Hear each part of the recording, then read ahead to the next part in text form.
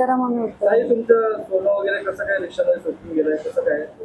ते काय झालं काल वार मंगळवार मंगळवार म्हणून आम्ही तुळजाभवानी मंदिरमध्ये ओटी भरायला चाललेलो अधिक मासा म्हणून. तर मी सोमवारी बहिणी मोठ्या बहिणी माझी मोठी बहीण तिच्याकडे पूजा होती, तिच्याकडे मी 2 दिवस आधीच राहिलेली. तर आम्ही ही मोठी मी आणि माझी एक छोटी बहीण आणखी आम्ही तिघी मिळून तुळजाभवानी मंदिरला आलो रिक्षामध्ये. आम्ही पाखाडी नाका खारेगाव इथून रिक्षा स्टँडवरनं रिक्षा केली मीटरची. तर तिथून आम्ही रिक्षा करून खारेगाव नाक्याला मी उतरली वेण्यांसाठी. 2 वेण्या घेतल्या गजरेवालीकडून. तोपर्यंत 2-3 मिनिटं रिक्षा तिथे थांबली आणि मग तिथून पुढे आम्ही तुळजाभवानी मंदिरला आलो.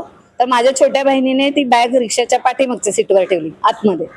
तर तिला माहिती नाही की त्याच्यामध्ये माझं सोनं आहे आणि मोठ्या बहिणीला पण नाही माहिती की माझं सोनं त्या बॅगमध्ये आहे. त्याच्यामुळे ती असंच उतरली आणि खरी चुकी माझी झाली की मी त्या बॅगकडे लक्ष दिलं नाही. मला वाटलं छोटी बहीण घेऊन उतरली असेल. आणि उतरल्यानंतर आम्ही मंदिरात लाईनला राहिलो, खूप लाईन होती, मंदिराच्या बाहेरपर्यंत लाईन होती.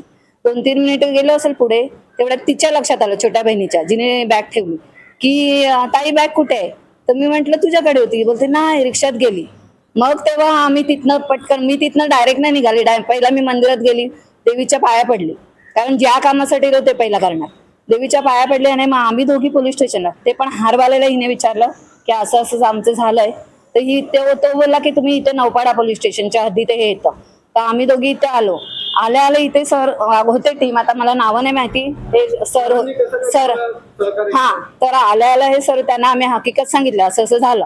तर महेश सर, हे सर आणि हे सर यांचं नाव नाही माहिती. ह्या दोघांनी तात्काळ गाडी काढली पोलिसांनी. तात्काळ म्हणजे थोडा पण विलंब न लावता आम्हाला दोघींना घेतलं आणि डायरेक्ट मंदिराजवळ गेलो पोलिसांच्या गाडीत. तिथे गेल्यानंतर त्यांनी सीसीटीव्ही कुठे कुठे आहे ते चेक केलं आणि मग त्यांनी आम्हाला पुन्हा गाडीत बसवलं, पुन्हा इथे आणलं आणि सांगितलं की खारेगाव नाक्याला तुम्ही जिथे वेण्या घ्यायसाठी थांबलात तिथे पण आपण बघूया फुटेज आहे का, आणि पाखाडी नाक्याला पण फुटेज आहे का आपण चेक करूया म्हणजे काय मिळतं की नाही. तर अजून एक होते हे सर, यांनी हे आणि हे सर हे दोन्ही आम्हाला खारेगाव नाक्याला घेऊन गेले पोलिसांच्या गाडीत. किती तासात तुम्हाला शोध काढले ते? 24 तासाच्या आतच. काल रात्री 8 वाजताची घटना. 17 तासात. 17 तासात म्हणजे सकाळी आता त्यांना किती वाजता शोध लागला त्याने माहिती, पण अगदी लवकरात लवकर माझे दागिने मला मिळाले. त्याबद्दल पूर्ण टीमचे आणि महत्वाचं म्हणजे महेश सरांचे मी खूप आभार मानते आणि मंगेश सर यांचे खूप आभार मानते आणि पूर्ण टीमचे महाजन सर, जाधव सर. आता मी पहिल्यांदा पोलीस स्टेशनची पायरी चढले, ते पण माझ्या दागिन्यांसाठी.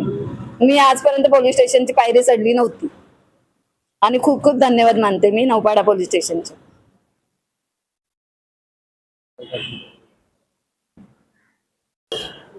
काल 9 वाजता वंदना म्हात्रे या पोलीस स्टेशनला आल्या. मी ज्यावेळेस बाहेरच उभारलेलो होतो तर त्यांना आल्या मला सांगितलं की आम्ही माझे 15 तोळे सोन्याची पिशवी ही ॲटोमध्ये विसरलेली आहे. मग मी तात्काळ आमचे डीबीचे API मंगेश भांगे आणि पोलीस हवालदार देसाई आणि हुबे यांना तात्काळ बोलवलं आणि यांना लगेच फुटेज पाहायला सांगितलं आणि त्यांना धीर दिला की तुमचा ॲटो नंबर मिळाला की तुमचे दागिने मिळतील.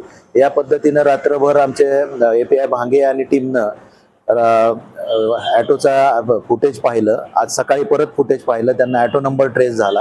ॲटो नंबर ट्रेस झाल्यानंतर त्यांना ॲटोची माहिती काढली. ॲटोवाल्याला फोन करून ते दागिने सर्व हस्तगत केलेले आहेत. त्याबद्दल आमच्या टीम मग API भांगे आणि त्यांचे 2 कर्मचारी यांचं अभिनंदन. सदरची कामगिरी ही माननीय पोलीस उपायुक्त बाळासाहेब पाटील, सहाय्यक पोलीस आयुक्त संभाजी जाधव सर यांच्या मार्गदर्शनाखाली आमच्या टीमनं केलेली आहे.